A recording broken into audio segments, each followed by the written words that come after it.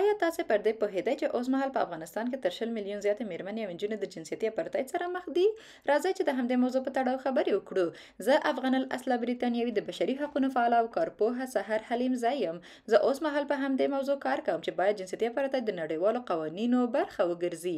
اپارتاید یوه افریقایي کلمه ده چې د جلا کېدو معنا ورکوي او هماغه وخت دا کلمه په سویلي افریقا کې په قانوني بڼه د نژادي بیلتون او توپیري چلند سیستم ته ویل کېده.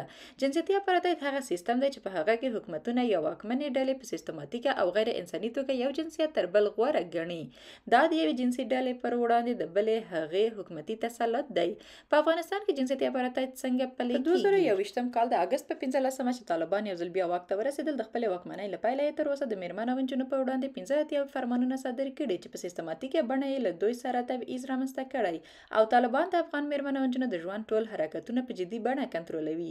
طالبانو نجونې له منځنیو ښوونځیو او پوهنتون ته له تللو څخه منع کړي، پر دوی سخت محدودیتونه لګولي او عامه ورزشي ځایونو، پارکونو او سینګارتونونو ته یې پر ورتګ هم بندیز لګولی او په عمومي توګه یې دوی په کورونو کې بندي ساتلي.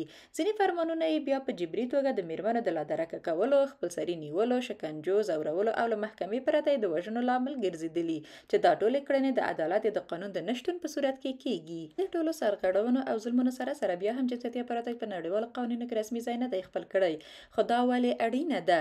ځکه چې افغان نجونې او مېرمنې غوښتونکي دي دوی 2 کاله مخکې د خپلو حقونو لپاره پر سړکونو سوله ییز لاریون وکړ، پټ ښوونځي چلوي، امن خونې جوړې کړي او د خپلو حقونو ترلاسه کولو لپاره یو ستر خوځښت رامنځته کوي. که چیرې جنسیتي اپارتاید په رسمي توګه ومنل شي، دا به یو قانوني لاره پرانیزي چې په ترڅ کې به یې مجرمین ځوابوونکي شي او نړیواله ټولنه به ډیر ځواک ولري چې د هغه ښځو او نجونو ملاتړ وکړي چې له سخت ظلم سره مخ دي.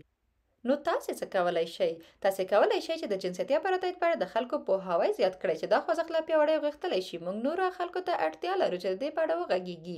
اوس مهال د ملګرو ملتونو غړي هیوادونه پر دې بحث کوي چې څنګه جنسیتي اپارتاید د نړیوالو قوانینو برخه وګرځوي. تاسې هم کولی شئ چې د افغان نجونو او مېرمنو کیسې خپرې کړئ او زموږ هڅې تعقیب کړئ او له موږ سره د ستر کار برخه وګرځئ.